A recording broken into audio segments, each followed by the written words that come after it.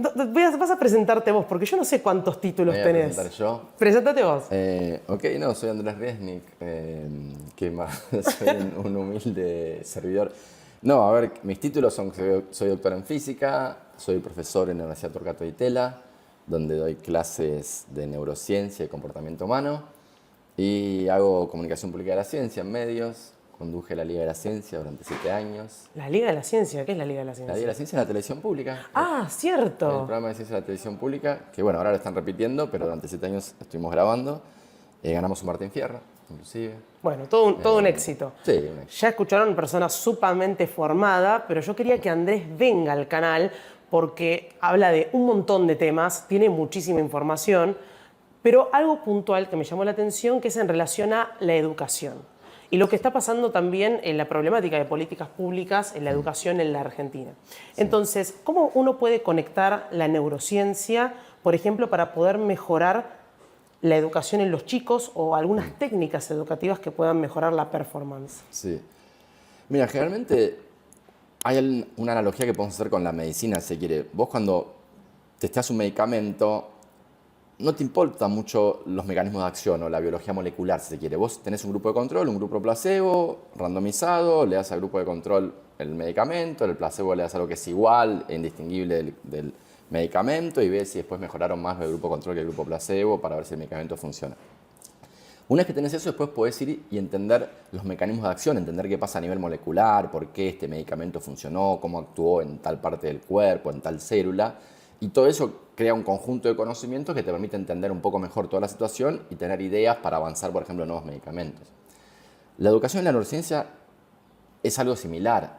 Vos en educación, primero tenés que ver qué funciona y qué no funciona. No importa tanto la neurociencia, cómo funciona el cerebro, no. ¿Funciona o no funciona? Enseñé de esta forma y enseñé de esta otra forma. ¿Quiénes aprendieron? Alfabetización, un tema fascinante. Hay diferentes formas de alfabetizarse. Hay literaturas, bibliotecas enteras escritas sobre cómo alfabetizar. Y la cuestión es, bueno, ¿cuál funciona? Hay que probar. Alfabetizamos de una forma, alfabetizamos de otra y probamos. Pará, te hago una pausa, porque Sí. justo toca. Bueno, ya empezamos nos metemos Sí. de lleno. Sí. Tema alfabetización. Viste que el gobierno nacional firmaron un plan de alfabetización en conjunto con los 24 ministros Sí. o representantes de cada uno de los distritos. Sí. En relación a eso, Sí. ¿cuál consideras, acorde a la bibliografía o a la biblioteca, que es una muy buena forma para poder alfabetizar a una población objetivo? ¿Cuáles son las prácticas? Bueno, pues tiene que ver con esto, con que se han probado algunas prácticas de alfabetización que sabe que funcionan, que ahora te puedo decir, no son tan complicadas, es bastante simple, no es rocket science. En alfabetización se han probado diferentes métodos y hay algunas que funcionan, otras que no funcionan, que ahora te cuento, pero volviendo un poco a la primera pregunta, para terminar de responderla, después, una vez que sabes qué funciona y qué no funciona, podés usar a la neurociencia para entender por qué funciona algo y o no funciona algo, e inclusive inspirarte a ver si eso te ayuda a pensar un nuevo método, por ejemplo, para enseñar, o si eso le da más fortaleza a una teoría que a otra. En alfabetización lo que pasó es que hoy en día sabemos, por experimentos controlados, randomizados y muy bien hechos, que la forma de alfabetizar tiene que ver, hay varios principios generales, pero lo que no se está haciendo, y por cuestiones que son bastante bizarras, es enseñarle a los chicos lo que llamamos principio alfabético. Quiere decir la correspondencia entre lo que llamamos fonemas y grafemas. En criollo, entre sonidos y letras. Bien. Para los diferentes sonidos hay diferentes letras, con excepciones. En castellano, por suerte, muy pocas excepciones, lo que hace que el aprendizaje de la lectura y la escritura debería ser mucho más fácil. Y hoy no se está enseñando esa correspondencia. No solo no se está enseñando, sino que está pasando algo capuzotiano, que es que los docentes que quieren enseñarlo se los prohíben. Mira, me mandó Florencia Salvareza, una investigadora, una acta que le hicieron disciplinaria a una profe porque la descubrieron enseñando la correspondencia entre letras y sonidos, diciendo que no está permitido, que en el Ministerio de Educación de la Provincia de Buenos Aires tiene un enfoque constructivista. Pero ese enfoque, ¿cuál sería? ¿Y cuál ¿El constructivista? No, el constructivista no, el que está, el de Florencia. No, bueno, tiene que ver con eso, con el momento, hay varias cuestiones, ¿no? Pero lo fundamental que no se está haciendo tiene que ver con que en un momento yo te digo, porque cuando te alfabetizas te parece obvio que la palabra, por ejemplo, yo te digo a vos, mal decía, a la palabra moro le saco el primer sonido, ¿qué queda? Oro. Oro, bien. Si yo le digo a una persona no alfabetizada, si a la palabra moro le saco el primer sonido, ¿qué queda? Te dice ero. Porque no es trivial que mo son dos sonidos. Mo es m y o.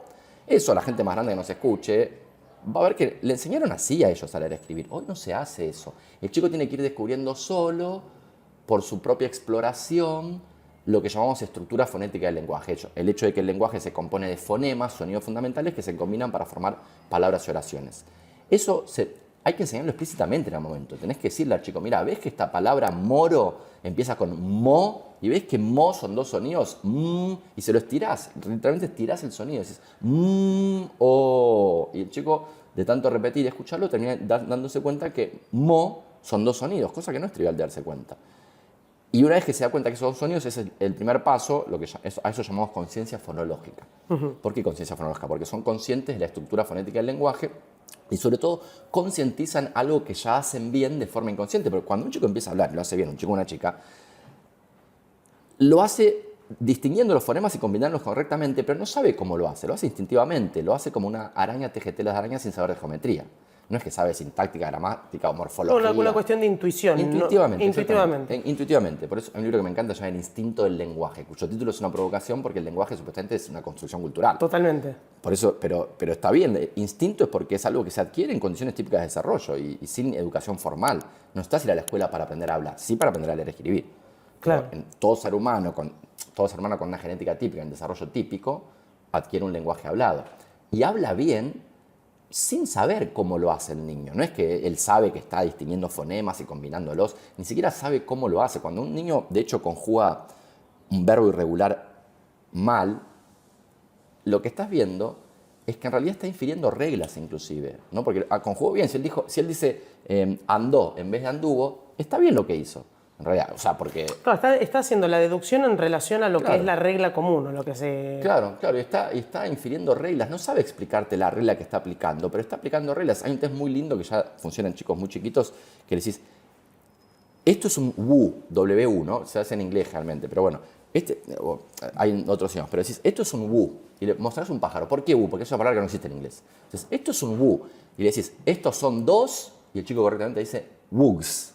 Como que le mete la S, aprendió muy tempranamente, sin ni siquiera poder razonar mucho sobre cuál es esa regla, que hay una forma que hay singular y plural, y entonces que hay que decir wugs. Entonces fíjate que desde muy chiquitos están aprendiendo reglas. Hay muchos experimentos así, a mí me encanta, por ejemplo, con bebés neonatos. Sí. Los bebés a los 4 meses, cuando nacen, tienen capacidad de distinguir sonidos, fonemas de cualquier idioma. Viste que típicamente hay fonemas de otros idiomas que no distinguís. El caso típico en Argentina son en los supermercados chinos que no te distinguen mucho la R de la L. Exactamente.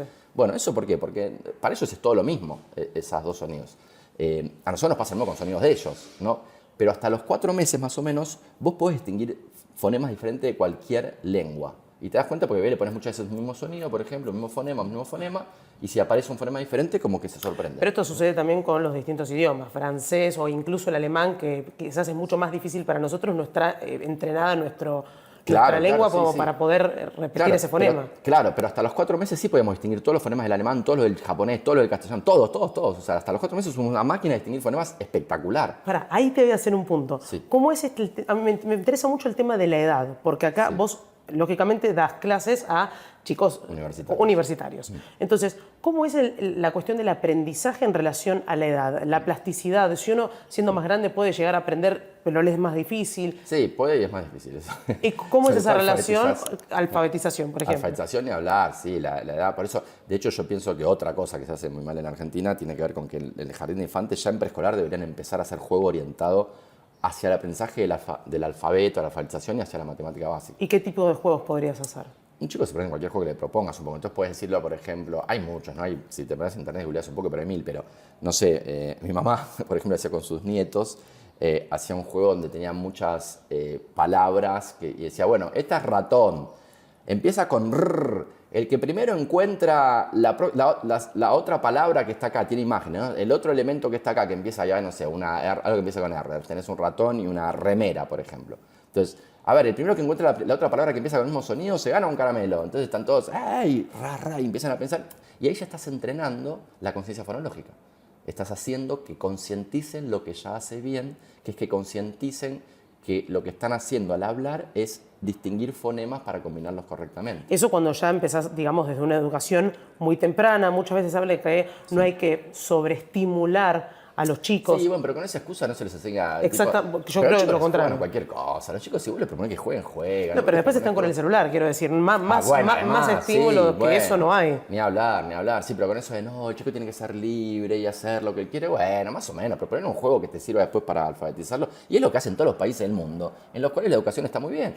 Todos los países asiáticos, Finlandia, los países nórdicos europeos. Entonces, en preescolar ya empiezan con juego orientado. No deja de ser juego, pero es un juego orientado hacia el aprendizaje, porque como decís vos, es una edad de plasticidad neuronal increíble. Te estás abriendo una ventana de oportunidad muy importante, no solo para que los chicos típicos desarrollen un lenguaje y una lectoescritura correctamente, sino además para que aquellos como yo que tenemos dislexia. ¿Vos tenés dislexia? Yo tengo dislexia. Sí. No se nota. No se nota. No, pero bueno. Pero porque dislexia es para lectoescritura, sobre todo. Hablando no lo notás. No. Pero yo me confundo la T con la D todo el tiempo. Por ejemplo. Mira. Sí, cuando escribo o cambio, sí. Bueno. ¿Y eso a qué se debe, digamos? Puede ser por una cuestión... La mayor parte de las dislexias tiene que ver con una malformación, y ahí volvemos a la pregunta inicial, con una malformación en la parte del cerebro que procesa sonidos.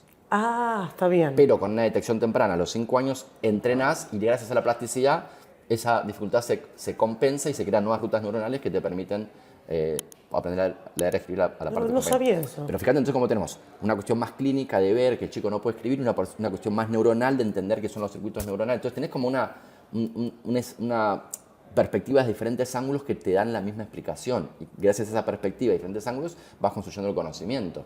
¿No? Entonces la neurociencia tiene mucho para aportar, sobre todo para entender por qué lo que funciona funciona y lo que no funciona no funciona. ¿Cómo estudian en la neurociencia en relación al aprendizaje? ¿Qué es lo que ven? Por ejemplo, laboratorio. Sí, a mí me gusta el aprendizaje más en territorio, ¿no? De ver qué pasa en una escuela cuando vos intervenís con dos formas diferentes. Igual hay muchas cosas, muchas formas de medir qué funciona y qué no funciona. Si querés, igual, la más obvia es, fíjate los países del mundo a los que le va bien las pruebas estandarizadas como la PISA, y fíjate qué es lo que están haciendo, qué es lo que me parece que es lo más lógico y obvio, ¿no? Pero bueno, Argentina pasa que en algunas áreas hay cosas que solo se hacen en Argentina. Esto que estoy diciendo, en ninguna parte del mundo se sigue enseñando mediante esto de no, que el chico explore y descubre solo. Porque los chicos después terminan, los que tienen más dificultad, encima peor todavía, porque terminan analfabetos en la escuela primaria, en 7º grado, no saben leer y escribir, cuando podrían hacerlo en primero. Con estos métodos en primero, a los 6 meses de primer grado ya están leyendo y escribiendo, ya están pudiendo leer palabras. Todos los chicos prácticamente del aula, el 90% de los chicos. Te iba a preguntar, bueno, a ver, acá estamos hablando de juegos orientados al aprendizaje. Ahora, hay un tema también que pasa en Argentina, se discutió muy fuertemente sobre los métodos de evaluación. Esto de asignarle un número a un chico o asignarle quizás, no sé, letras. ¿Qué opinas de los métodos de evaluación que se utilizan acá y cómo los comparás, por ejemplo, con países que están muy avanzados en cuestiones educativas? Sí, no, el problema es que acá no se evalúa, básicamente. O sea, evaluación es casi mala palabra. Pero no, hay que evaluar. Después hay otra cuestión, es cómo se lo comunicas al chico y qué le dices al chico. Bueno, después si era un chico de 19, che, vos sos un desastre, amigo, olvídate que no. Pero eso era muy de antes. Yo recuerdo en algunos profesores que han sido muy duros y que de esa manera como que uno, bueno, podía... filtradas. No, horrible. Sí, eso había toda una cuestión de que se aprende mediante el miedo. Yo me acuerdo ahí. Sí. Se aprende mediante el rigor. Eso sí es parte antigua. Por eso, a veces cuando yo digo que los métodos que sirven para alfabetizar son los métodos que muchas veces usaron nuestros abuelos, mucha gente piensa que yo estoy diciendo que hay que volver a esa escuela, que es una escuela muy de estilo militar, muy sin juego, hay que aprender, castigo físico. Sí. No estoy diciendo eso. Eso no va a pasar. No hay ningún peligro de que volvamos al castigo físico, de que volvamos a regímenes medio militares donde los chicos tienen que estar sentados 8 horas por día. Eso no va a pasar. Lo que sí tienen que volver es la enseñanza mediante el principio alfabético y la conciencia fonológica.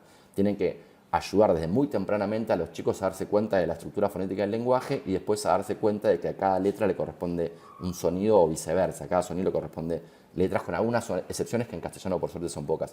Eso hay que enseñarlo explícitamente, y si no se enseña es muy probable que ese chico, sobre todo si viene de regiones vulnerables, no aprenda a leer y escribir, que es lo que está pasando en la Argentina hoy en día. Y países comparables, con niveles de pobreza comparables, tienen mucho mejores niveles de alfabetización. Vamos con los países comparables, después te pregunto con qué te encontrás hoy. Hablaste del tema de Singapur como parte de un país, vamos a decir, de referencia, ¿no? Para entender la metodología. ¿Cómo funciona en Singapur la educación? Bueno, hay un montón de cosas. Tampoco soy tan experto en metodología de Singapur, yo estudié un poco más el tema de la matemática, pero sin lugar a dudas, bueno, primero tal vez lo que hay que decir es que los profesores tienen muy buenos salarios, tienen salarios muy dignos. Pero más allá de eso, que es obvio que, claro, que en la medida en que los profesores tengan mejores condiciones laborales, eso va a mejorar la educación. Pero inclusive teniendo buenas condiciones laborales, si no aplicas los métodos correctos de alfabetización es probable que no alfabetices bien. Entonces, lo que hace Singapur es aplicar este tipo de métodos basados en el conocimiento de la neurociencia, la psicología experimental y la ciencia de la educación. En alfabetización aplican conciencia fonológica. Desde muy tempranamente los chicos ya aprenden a los que llamamos precursores del lenguaje. Esta cuestión de, por ejemplo, diferenciar sonidos.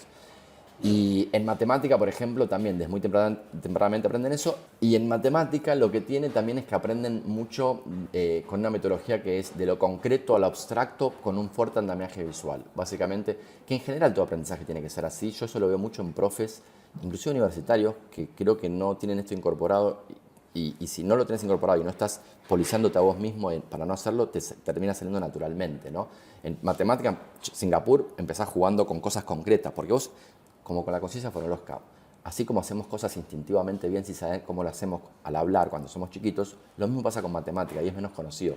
Los chiquitos, inclusive los animales no humanos, como muchos mamíferos, logran contar, entre comillas, y te das cuenta que lo están haciendo porque vos podés hacer test en los cuales, por ejemplo, un perro tiene que pasar 3 obstáculos y doblar a la derecha para obtener una recompensa. Cambiás la distancia entre los obstáculos, cambiás el tipo de obstáculo y el perro dobla siempre bien, como que de alguna forma rudimentaria está contando 3 o 4, no mucho más que eso.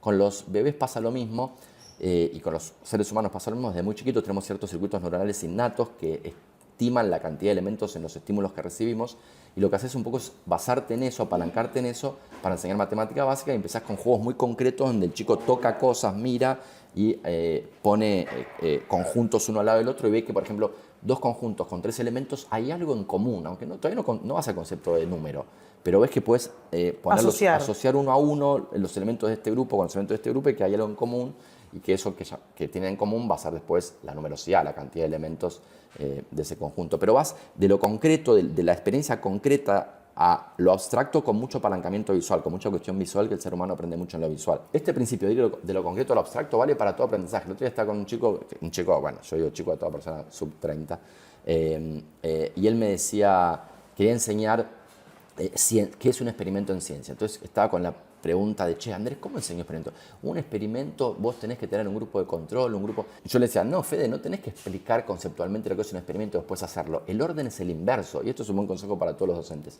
Por ejemplo, si vas a explicar lo que es un experimento en ciencia, no tenés que decir, bueno, un experimento cuando tenés un grupo de control y un grupo placebo y tenés que randomizar y haces un tratamiento y un control. No, primero es un experimento que es fácil de entender. Cualquier experimento, no sé, haces un test, lo que llamamos en ciencia, un test de Stroop, cualquier cosa. Un experimento cualquiera con chicos que separás en 2 grupos aleatoriamente y los chicos van entendiendo lo que está pasando, pues es algo muy concreto. Y después de la experiencia concreta abstraes, es decir, bueno, esto que hicimos se llama experimento. ¿Por qué? Porque tuvimos un grupo control, un grupo placebo, los distribuimos aleatoriamente tirando un dado. Entonces va siempre de lo concreto a lo abstracto. Nuestra tendencia cuando sabemos algo es explicar primero lo abstracto y después lo concreto. Y la enseñanza siempre tiene que ser lo contrario. ¿Y por qué por qué el cerebro asocia mucho más rápido una imagen y lo recuerda mejor? Porque pasa lo mismo. Me pasa incluso en la facultad. Sí. Vas de lo abstracto y la verdad que después no sabes cómo poder aplicarlo en el ámbito laboral. Claro, sí, no. Por eso lo del apalancamiento visual para los aprendizajes es muy útil porque nuestro cerebro está muy optimizado para procesar y recordar imágenes visuales. Y eso tiene que ver con cómo evolucionamos en praderas africanas bañadas de sol. 1/3 de tu cerebro, todo lo que entra por tus ojos va a través de los nervios ópticos a la parte de atrás del cerebro, lo que llamamos corteza occipital, y esa parte enorme del cerebro procesa imágenes visuales. Ningún otro sentido tiene tanto procesamiento cerebral y eso tiene que ver con que evolucionamos en praderas africanas bañadas de sol, donde quien podía ver bien tenía una enorme ventaja de sobrevivencia y reproducción. No quienes veían al león desde lejos, decían león, salían todos corriendo, y los que no eran canapés de león.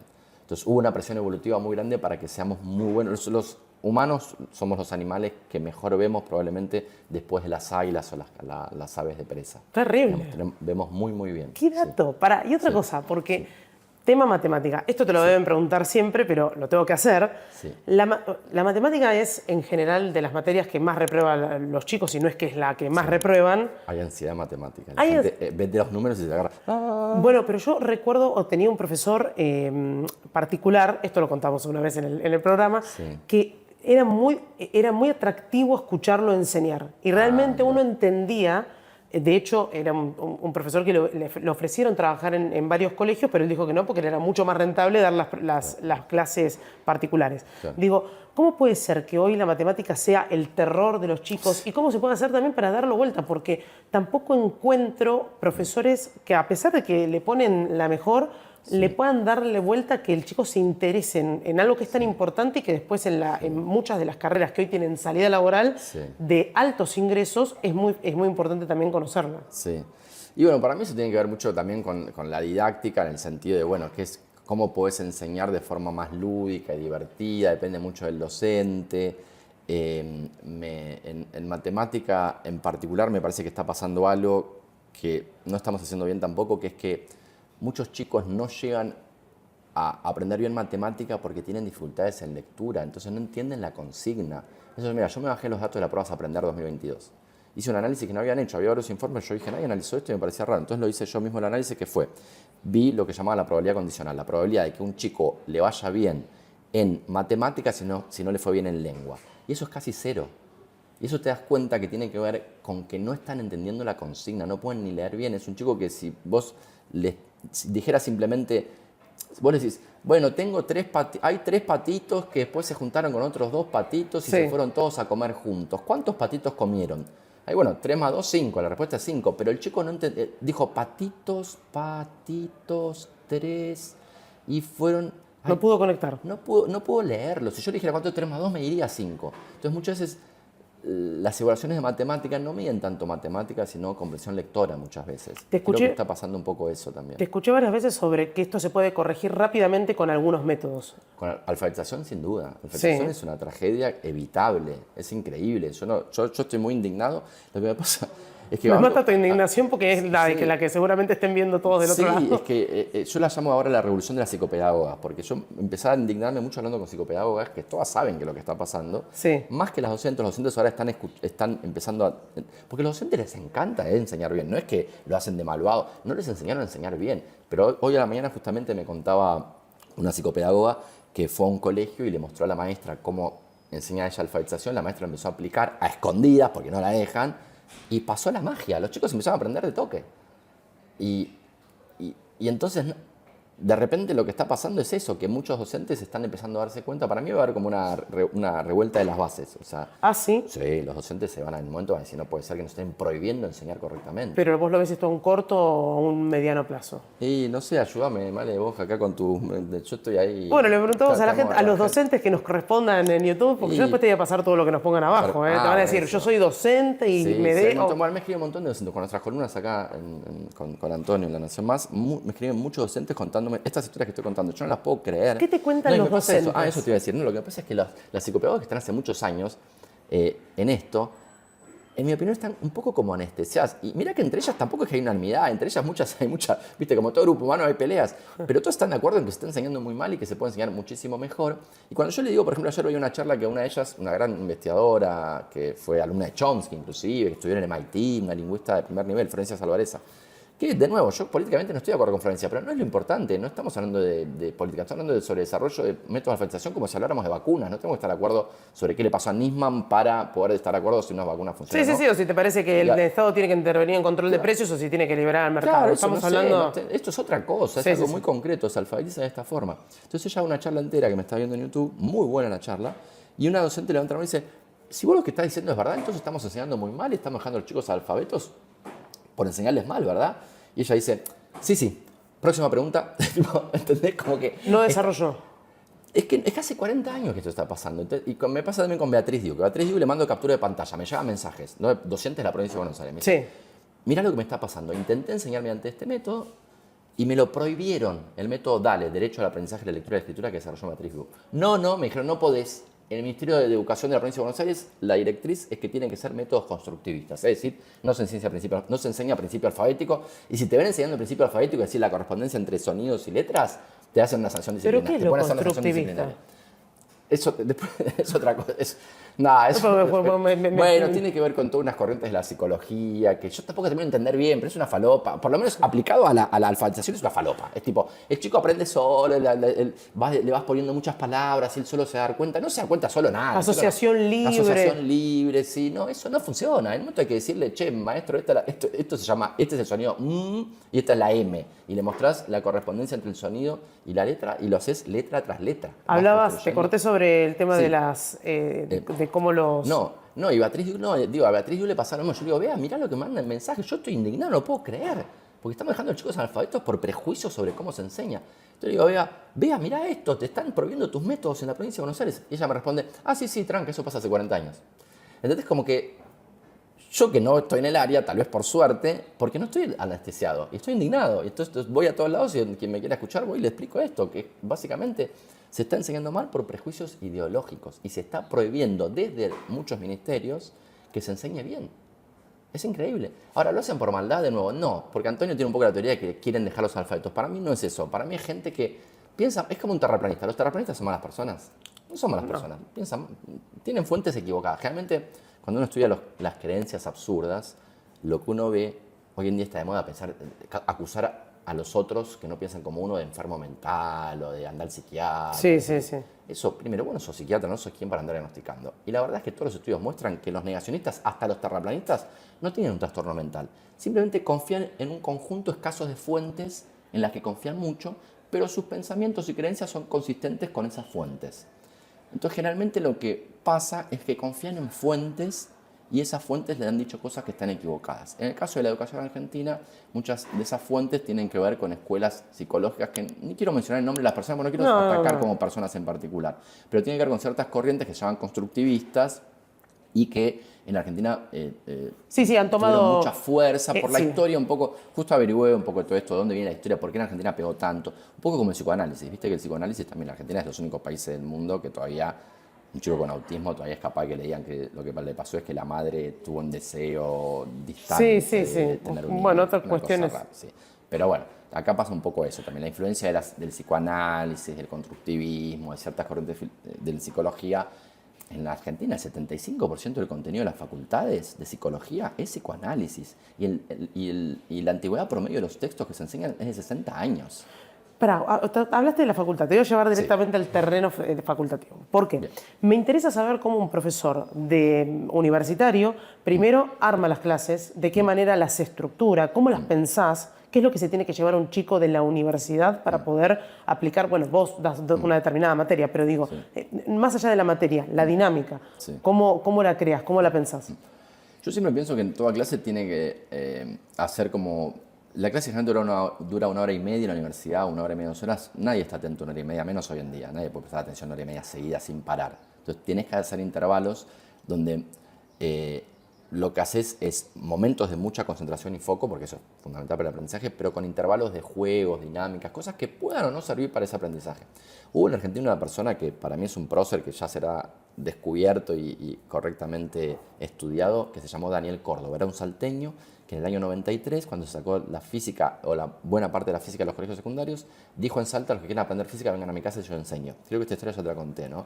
Ok. Bueno, para echar la Pero historia contale corta, porque la gente en YouTube no lo vio. Conoce, está bien, pero para hacer la historia corta, 15 años después, un tiempo después, hasta el 30% de los chicos que entraban al Balseiro, el Balseiro es el instituto por excelencia en las ciencias exactas argentinas, hasta el 30% de los chicos que entraban al Balseiro venían de Salta. ¿Qué había en Salta? Daniel Córdoba. Y cuando me lo encontré por primera vez le dije: Daniel, pasame tu néctar, que es lo que haces bien, quiero ser un docente como vos. Y me dice un poco esto, me dice, no, yo no tengo tantos secretos, yo conozco mucho el tema, cosa que es verdad, era un físico que conocía muy bien lo que enseñaba, enseñaba hace muchos años, y después yo hago media hora de mucho estudio de foco y después hago 10 minutos de lo que yo llamo mi stand-up, me dice él. Y después de 10 minutos de mi stand-up, hago media hora más de concentración y foco, 10 minutos de stand-up, media hora más de concentración y foco y listo. Era los sábados a la mañana. No como que yo lo aplico mucho eso. Primero, lo que te decía recién, de lo concreto a lo abstracto. Siempre parto de una situación concreta. Yo quiero explicar un concepto más abstracto, pero parto de una situación concreta al principio de la clase. Si lo puedo hacer con algún juego, mejor. Con algo divertido y participativo, mejor. Y voy desarrollando la idea a partir de esa experiencia concreta.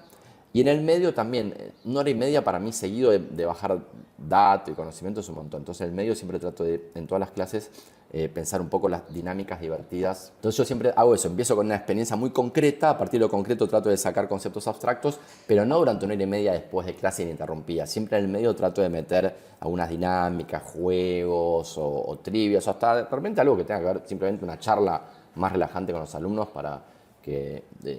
Sí, descomprimir un poco. Descomprimir un poco y después volver, sí. Pará, ¿y los alumnos? ¿Con qué te encontrás hoy? Los alumnos espero que no vean. Sí, sí. Va a hablar mal de los alumnos. No, a ver, yo lo que tiene, yo doy clases en Ditela, es una demografía particular, no estoy en los territorios más vulnerables de la Argentina, ni mucho menos. Los que llegan a Ditela son o chicos que están becados, la mitad son becados y son muy buenos alumnos. La otra mitad también son muy buenos alumnos, pero bueno, no están becados y no son de clase media, media alta. Y no, la verdad es que mi experiencia ha sido muy buena. Yo tengo, justamente este año he charlado bastante sobre eso, porque se habla de la generación de cristal, ¿viste? Entonces la pregunta ¿es generación de cristal? Y un poco puede ser que sea generación de cristal, pero para mí, esto es una teoría todavía flojo de papeles que estoy tratando de ver si tengo razón o no, para mí son mejores personas, son buenas personas. Lo de ser frágiles es porque, viste que las personas buenas son más frágiles. Si sos muy bueno, sos un poco vos decís frágil. que tienen mucho más percepción, empatía, Sí, desarrollan son mucho más esas... Para mí son mejores personas, así como, por ejemplo, hacen menos chistes homofóbicos que mi generación. Mi generación, que la mitad de los chistes eran homofóbicos. Claro. Hacen menos bullying. Hacen menos bullying también. Después muchos dicen, bueno, no se hace en público, pero bueno, eso ya es un montón, que haya menos bullying. Sí, lógicamente. Claro, es como la diferencia entre ser una buena o mala persona, bulleas o no a la gente. Pero espera, y ahí traes lo de la generación de cristal. Lo de la generación de cristal hablas de no poder, a ver, como concepto general, no poder superar o soportar frustraciones. Sí. Y esta cuestión de también tener, no sé si tanto de cristal, pero tener poca retención, o esto que vos decías, no poder prestar atención durante una determinada cantidad de tiempo. Sí. ¿Cómo está funcionando el tema de la tecnología en relación a la retención, a la capacidad que uno tiene también de poder aprender sin tener que estar con un dispositivo? ¿Y qué opinas de la tecnología aliada en la educación? La tecnología es fenomenal, la tecnología. Me encanta la tecnología, y pienso que lo que está pasando es que la tecnología está como amplificando las diferencias entre quienes logran concentración, foco y quienes se distraen fácilmente. Porque la verdad es que sí, que está pasando que mucha gente se está distrayendo mucho todo el tiempo. O sea, no pueden prestar atención 5 minutos sin chequear las notificaciones del celular. Y eso para el aprendizaje es pésimo. Bueno, estás con un periodo de concentración de media hora, 40 minutos, leer tranquilo en un libro. ¿Y el hecho de prohibir el celular en el aula? Mira, ahí depende mucho de la situación específica. Yo, en general, estoy completamente de acuerdo en que el celular, si no se usa específicamente para el aprendizaje de algo, no tiene que estar. Es una distracción. Es una distracción total. Sí. Pues hay que ver si puede implementar o no, cada situación es específica. Y no conozco tanto el caso de la Ciudad de Buenos Aires, que es donde se prohibió en principio. No, pero en general, porque... En general sí. Para mí, en general, la regla es no celular hasta los 12 años, no redes sociales hasta los 14 años y no celular en los colegios. En general, no sé. O sea, sí tecnología para aprender, pero celular para chequear, para ver si chequeo TikTok y eso. En principio no. Mira, el otro día hablaba Sandra Rossi, la neurocientífica de River, y ella contaba que los jugadores de River, desde que son chiquitos, porque viste que van a los 10 años muchos jugadores, que van y tienen una cabeza impresionante esos pibes. Se alejan de la familia, o sea, muchos vienen del interior, viven solos acá. Bueno, ellos desde que llegan a entrenar a las 8 de la mañana hasta que se van a las 6 de la tarde, el celular queda en la puerta. Ni para almorzar se permite el celular. Porque estás a ver, son pibes que son la elite de la elite, son los pibes que van a debutar en primera división. Totalmente, no, si estamos hablando...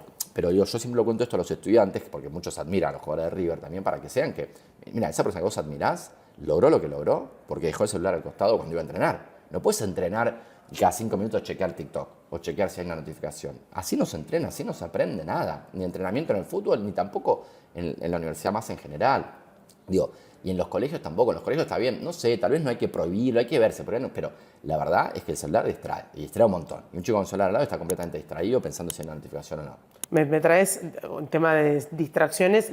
Quiero volver un segundo a lo que eran los resultados de las pruebas Aprender o las pruebas PISA, y vos mostraste un ejemplo que lo voy a poner, que la producción en su momento había armado, sobre uno de los ejercicios que hicieron uno de cada 3 y era una cuenta muy simple. Te decía, ¿cuántos de estos? Había una figura con muchos triángulos. ¿Cuántos triángulos son azules? ¿Qué proporción de triángulos son azules? Algo así. No, ¿qué proporción? No, ¿qué porcentaje de triángulos son azules? ¿Qué porcentaje? Exactamente. Había 16 triángulos, 6 eran azules, era 6 sobre 16 por 100, es el porcentaje. Y eso lo hizo, tenían 5 minutos para hacerlo rápidamente. A ver, yo me acuerdo que se lo hizo a ustedes y ustedes lo hicieron en unos pocos segundos. ¿Vos accediste a todos los ejercicios? Bueno, a algunos de los ejercicios. Sí, no algunos porque no están todos publicados. No todos. El PISA acaba la Organización para la Cooperación y el Desarrollo Económico, que son los que organizan las pruebas PISA, liberó algunos para que tengamos una idea de qué trata, pero no son liberados todos porque justamente después cómo lo vas a tomar no querés que lo sepan. Pero liberó algunos para que se sepan cómo son. Esos liberados fueron los que yo te mostré a vos, que en realidad los mostré porque hubo un informe de Argentinos por la Educación que comentaba un poco y te mostraba ese ejercicio, cuántos estudiantes argentinos se estima que lo hubieran hecho bien, y es uno de cada 3. Claro. En una edad de 15 años, que es cuando estás aprendiendo esas cosas. O Está- sea, para volver. En Singapur lo hace el 99, 95%, no sé, 99% de los chicos lo hacen bien. Es algo muy trivial, es regla de tres simple. Pero a mí lo que me sorprende es, uno te puede decir, no se comparen con Singapur. Bueno, vamos a la región. No, exacto. Y yo escuchaba al secretario Torrendel que hablaba que regionalmente habían crecido en términos educativos y que la Argentina bajó. Exacto, sí, sí, es lo que pasó. Y vos mirás la evolución y te sorprendés. Digo, ¿cuánto tiempo te puede...? Esto ya es una pregunta muy abarcativa, ¿no? Pero ¿cuánto tiempo te puede llegar a tomar en revertir una situación de este estilo estructural a nivel nacional? Sí. Mira, a mí no me gusta tanto hablar de educación en general porque la educación es mucho más que alfabetización y que aprendizaje de aritmética básica. Lo que estoy seguro es que alfabetización y aritmética básica lo solucionás en un año. ¿Tan rápido? Sí, en un año. ¿En un año? En un año, no es rocket science, o sea, los profesores lo entienden, los docentes lo entienden perfectamente, no es algo difícil. El tema es que los profesorados y los que hacen políticas públicas no lo están enseñando. Lo están enseñando mal a enseñar. Eso es lo que está pasando. Entonces, si vos, te lo digo por qué, pero con datos te lo digo, porque los psicopedagogas con las que tengo contacto y que van a las escuelas y hacen intervenciones de este tipo, te lo muestran. En 3 meses, ejemplo, una escuela, el 60% no podía leer al ritmo que debería leer esa edad. Hacen intervenciones simples durante 3 meses, disminuyen a menos de la mitad los chicos que no pueden leer acorde a su edad. O sea, son intervenciones que son muy efectivas, funcionan muy bien. A un chico se le enseña bien y sabe leer. Eso que hay que esperar hasta 7º grado y evaluarlo. O ahora el plan nuevo es un enorme avance sobre todo que las provincias hayan tenido que presentar un plan. Y eso está buenísimo porque quedó el rey desnudo, porque vos te las bajás y son capuzotianas.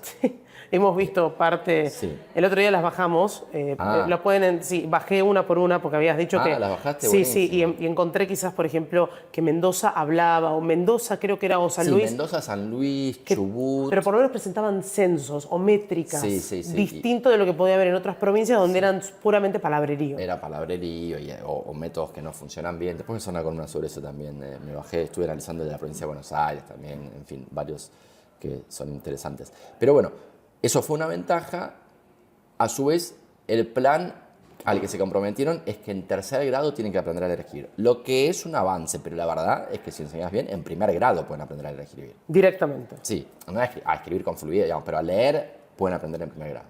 Sí, directamente. Y ahora estamos hablando de 3.º.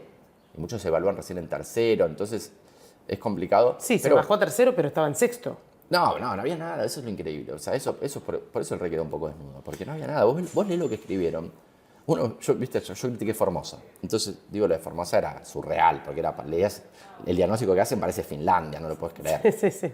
Entonces, muchos me decían, bueno, pero vos estás criticando un plan, te estás, como que estaba discriminando a las provincias del interior, qué sé yo. Entonces ahora la idea es, quiero hacer crítica también de Capital Federal y... Criticalo. ¿Qué es lo que recibís de los docentes todos los días en mensajes? Ay, mira, te lo podría leer, pero no, básicamente es eso. Andrés, tenés razón, te rebanco, no puedo creer lo que me pasó. Y me cuentan anécdotas de eso, de gente que quiere alfabetizar bien y se los prohíben. Es una cosa de locos, es como no lo puedes creer. ¿Cómo que te prohíben? Yo por eso, a mí me...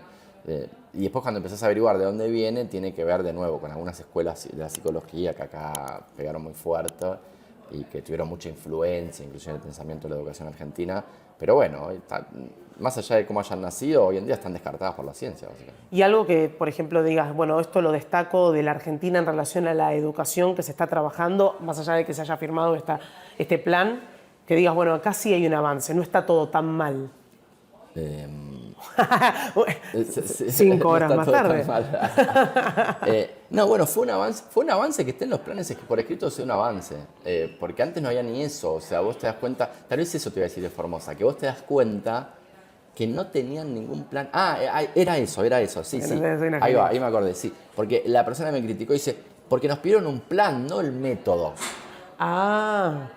Como si, información. Pero es raro, ¿no? Pero es tan bizarra la crítica, que es como, es tan obvio que no tenían un método, ¿sabes? Porque si no te los presentabas, decías, a ver, ¿qué es lo que medías? Porque yo decía, bueno, no miden nada, tenés que medir cuántas palabras por minuto va a leer, por ejemplo, en 1.er grado. ¿No? Eso, cuántas palabras por minuto. Eso es una métrica absolutamente razonable que se utiliza en todas partes del mundo. Y no te lo dicen. Y yo critiqué eso. Entonces, la respuesta fue, bueno, pero no nos pidieron eso. Pero si no lo tenés, ¿qué te haces? No es que, lo tengo, pero no me lo Pero pidieron. además la entonces no te lo mostré. metodología debe estar dentro del plan. O sea, es la manera en que vos, Ni cómo lo hablar, demás. ni hablar, pero además... Hasta es una cuestión de... Eso ni hablar, es una... de es una- metodología de la es una cuestión facultad. semántica, me pediste plan, no método, tipo, bueno, dale, dejate hinchar. Pero además de que dejate hinchar, es obvio que no lo tienen, no miden nada. Si no miden nada, no es que dijeron, che, nosotros medimos, pero no te lo dijimos porque no me lo pediste. No medís nada, no medís cuántas palabras por minuto leen. Y es evidente que no lo medís porque cuando haces un diagnóstico de tu provincia, me contás algo que parece Finlandia y cuando voy a ver los datos de las pruebas a aprender, 1 de cada 10 chicos sabe matemática como tiene que saber. 1 de cada 10. Esa es la estadística en Formosa. 1 de cada 10 sabe matemática a nivel que debería ser a esa edad. Claro. O sea, es una catástrofe. Sí, sí, es catastrófico. Es una catastrófico y vos lees, el diagnóstico es el modelo formoseño de provincia basado en la concepción antropológica y ética de la provincia está logrando que todos los chicos desarrollen en plenitud sus capacidades. Todo un chamucho que sí. Sí, no es porque sea Formosa, no sea, por lo contrario, lo que es insultante para los formoseños es que tener un ministro de educación que permite que se escriba esa barbaridad. Claro. La verdad, no. Y por último, porque te quedaste un montón, o sea, No. hay mucho para hablar con Andrés. Yo por mí estaría 5 horas. Repetimos. Repetimos el pasaje de la gente. ¿Cuáles son, por ejemplo, los consejos que le podrías dar a un docente hoy que te esté mirando y que se encuentra también frente a una situación donde se encuentra con chicos que también están en una situación vulnerable y que el grado es heterogéneo? Por eso es muy importante. Ese es un problema, Docentes que se encuentran frente a un grado de chicos de 40 alumnos, pero que un grupo tiene mucha mayor dificultad para entender que el otro, Sí. se arman grupitos. Sí, ¿Qué eso hacen es todo frente un a eso? tema. Sí, eso es todo un tema. Por eso no hay soluciones mágicas, pero sí, tal vez en alfabetización y aliméntica básica les diría que busquen un poco y van a encontrar un montón de métodos, como los métodos de Beatriz Duke, el derecho a aprendizaje, la lectura y la escritura, como los métodos de Florencia Salvareza, que es interlexia. El otro día también una chica, Lorena de Becar, me escribió, una chica, para mí a los 50 años son todas Sí. 50, una chica también. Bueno, hay muchos métodos, que busquen métodos basados en conciencia fonológica para alfabetización y en matemática pueden buscar un poco los métodos más modernos, como el método Singapur, por ejemplo, para los más chiquitines. ¿Querés Y después, explicar un poquito el método Singapur? ¿puedo explicarlo? Sí, alguna cosita. ¿Querés que cuente Sí. un poco? ¿Te gusta eso? Bien, Sí, bien. sí, cerramos Traje con acá el método Singapur. Cerramos con el método Singapur. Sí. Ah, trajiste, claro. sí, no traje. lo tuvimos en ningún momento. No, claro. Trajo todo, pero yo estaba esperando por las que diga el dudas. método No, Singapur. el método Singapur.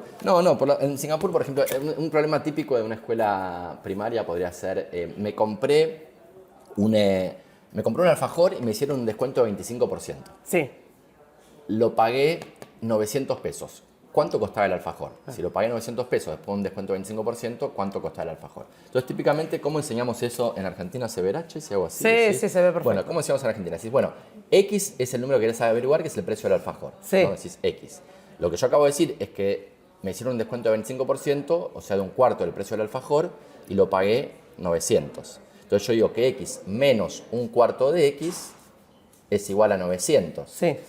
¿No? Bien, y ahora, y esta es la parte, bueno, x menos un cuarto de x es igual a 900, y esta es la parte donde se empieza a complicar para algunos. X menos un cuarto de x es 3 cuartos de x. Sí.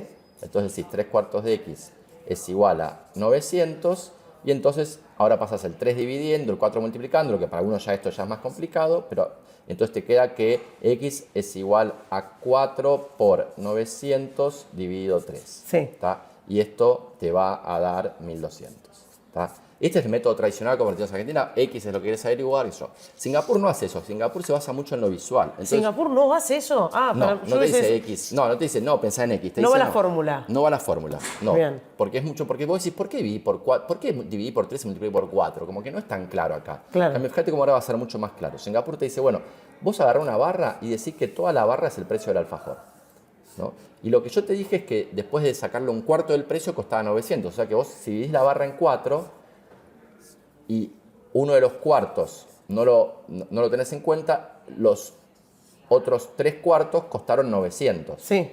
¿No? Porque saqué un cuarto del precio, entonces me quedan 3 cuartos, este costó 900. Entonces, ¿cuánto costaba cada cuadradito? Y 900 dividido 3, o sea que cada cuadradito costó 300, ¿no?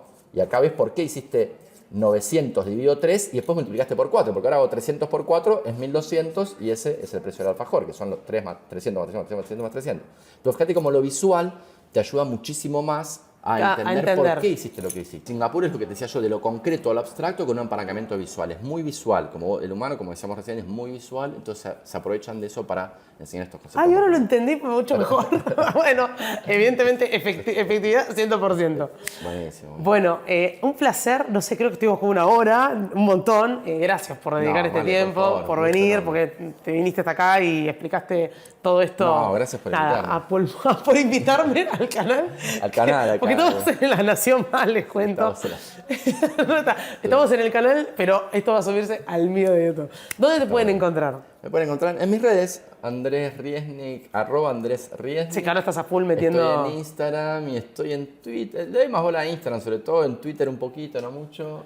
Y Facebook está muriendo, ¿no? Y en Así TikTok que- también estás. Ah, sí, tengo, pero TikTok no soy yo, es un estudiante de la ITELA. ¿Cómo que no sos vos? Bueno, soy yo autorizado por mí, o sea, porque un estudiante de ITELA me dijo, tenés que tener un TikTok. Le dije, no tengo tiempo, me dijo, yo te lo hago. Digo, bueno, entonces, y le pago unos mangos, y es un estudiante brillante, y me mantiene porque, nada, y te hace está como de bien. community. Claro, sí, le digo, Está bien. sí, me va subiendo los videos a TikTok, qué sé yo, y bueno, voy viendo. Bueno, gracias, en serio. No, Y en la próxima entrevista vos me vas a tirar el tema, porque hoy fue educación, Dale. pero sabés de un montón Me de cosas encanta, más. me encanta, perfecto.